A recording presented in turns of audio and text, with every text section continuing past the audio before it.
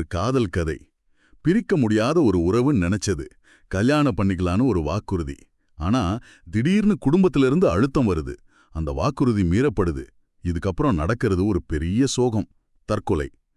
இப்ப கேள்வி என்னன்னா, இது மனச உடைக்கிற ஒரு சோகம் மட்டும்தானா, இல்ல இது சட்டப்படி ஒரு குற்றமா?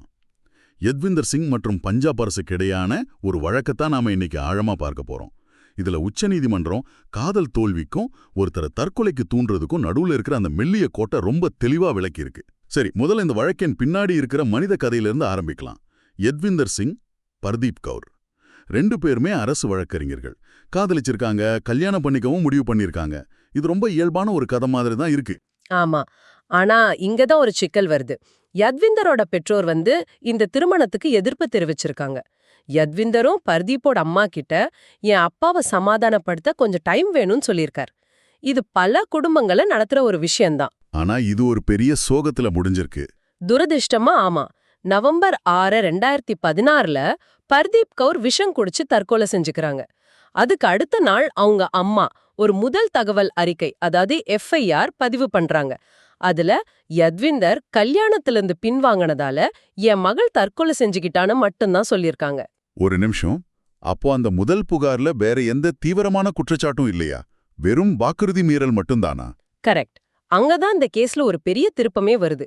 2 நாள் கழிச்சு பர்தீப்போட அம்மா ஒரு துணை அறிக்கை, ஒரு சப்ளிமெண்டரி ஸ்டேட்மெண்ட் தாக்கல் பண்றாங்க. அதுல என்ன சொல்றாங்க? அதுல கதையே மாறுது. சொல்லப்போனா யத்விந்தர் தன் மகளை மனரீதியாகவும் உடல் ரீதியாகவும் சுரண்டினார்னும், கடைசியா நீ செத்தா எனக்கு கவலை இல்லைன்னு சொன்னதாகவும் குற்றச்சாட்டை ரொம்ப தீவிரமாக்குறாங்க. ஓ, அப்போ இத வச்சுதான் போலீஸ் செக்ஷன் 306, அதாவது தற்கொலைக்கு தூண்டுதல்னு கேஸ் பதிவு பண்றாங்க. ஆச்சரியமா இருக்கு. அப்போ குடும்ப அழுத்தத்தால திருமணத்துக்கு மறுப்பது சட்டப்படி தற்கொலைக்கு தூண்டுதல் ஆகுமா? இதுதான் உச்சநீதிமன்றத்தின் முன்னாடி இருந்த முக்கியமான கேள்வியா? சரியா சொன்னீங்க. நீதிமன்றம் இதை இந்திய தண்டனைச் சட்டம் பிரிவு 107 வச்சுதான் ஆராய்ஞ்சது. சட்டப்படி தூண்டுதல்னா என்னன்னு பார்த்தா, ஒருத்தரை ஒரு செயலை செய்ய சொல்லி கோபமூட்டுறது, வற்புறுத்துறது, இல்லைன்னா நேரடியா ஊக்குவிப்பது. சரி. இதுல ஏதாவது ஒண்ணு யத்விந்தர் செஞ்சாரான்னு கோர்ட்டு கேட்டுது. பதில் இல்ல. ஆனா ஒரு காதல் முறிவுங்கிறதே ஒரு விதமான மனரீதியான தூண்டுதல் மாதிரி தானே. அந்த வழியில ஒருத்தர் விபரீத முடிவெடுத்தா அதுக்கு பிரிஞ்சு போனவர் காரணம் இல்லையா? சட்டம் இதை எப்படி இவ்ளோ தெளிவா பிரிக்குது? ரொம்ப முக்கியமான கேள்வி. சட்டம் ஒரு விஷயத்தை தெளிவா பாக்குது. ஒரு உறவு முறிவின் சோகமான விளைவுக்கும் ஒருவரை தற்கொலைக்கு செயல்பாட்டுடன் தூண்டுவதற்கும் பெரிய வித்தியாசம் இருக்குன்னு நீதிமன்றம் சொல்லுது. இங்கேதான் மென்ஸ் ரியா என்கிற கருத்து உள்ள வருது. அதாவது குற்றமனம் அல்லது தவறான உள்நோக்கம். ஓகே. யத்விந்தர் பர்தீப் தற்கொலை செய்து கொள்ள வேண்டும் என்ற நேரடி நோக்கத்தோடு செயல்பட்டாரா என்பதுதான் கேள்வி. அப்படிப்பட்ட நோக்கம் இருந்ததற்கான எந்த ஆதாரமும் இல்ல. அப்போ அந்த உள்நோக்கம் தான் முக்கியம்னு புரியுது. ஆனா அந்த தாய் கொடுத்த 2வது வாக்குமூலம், அதுல நீ செத்தா எனக்கு கவலை இல்லைன்னு சொன்னதா நேரடி குற்றச்சாட்டு இருந்தது. அத நீதிமன்றம் ஏன் ஏத்துக்கல?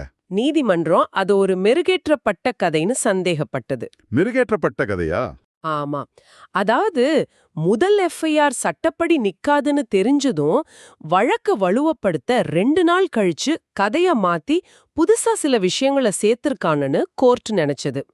இப்படி நம்பகத்தன்மை இல்லாத ஒரு புகாரை வச்சுக்கிட்டு ஒருத்தரை வருட கணக்குல கிரிமினல் கேஸ்ல அலைய விடுவது சட்டத்தை கேலி கூத்தாக்கும் செயல்னு சொல்லி யத்விந்தர் மேல இருந்த எஃப்ஐஆரை கோர்ட் ரத்து செஞ்சது.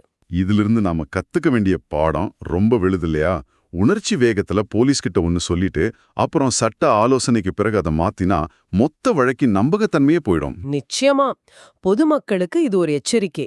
நீங்க கொடுக்கிற முதல் ஸ்டேட்மெண்ட் ரொம்ப ரொம்ப முக்கியம். அதே சமயம் சட்ட வல்லுநர்களுக்கும் இது ஒரு பாடம்னு நினைக்கிறேன். கண்டிப்பா.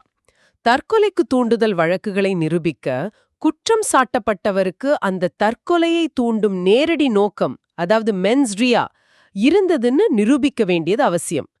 நோக்கமில்லாத துயரமான நிகழ்வுகளுக்கு குற்றவியல் பொறுப்பை சுமத்த முடியாது. அப்போ இந்த யத்விந்தர் சிங் வழக்கு சட்டம் பாதுகாக்கப்பட்டவர்களை பாதுகாக்கும் அதே நேரத்துல நோக்கமில்லாத துயரங்களுக்காக குற்றம் சாட்டப்பட்ட அப்பாவிகளையும் பாதுகாக்குதுன்னு ஒரு சக்தி வாய்ந்த உதாரணம். ஆமாம், கரெக்டா சொன்னீங்க. சரி, இப்போ நீங்க யோசிக்கிறதுக்காக ஒரு கேள்வி.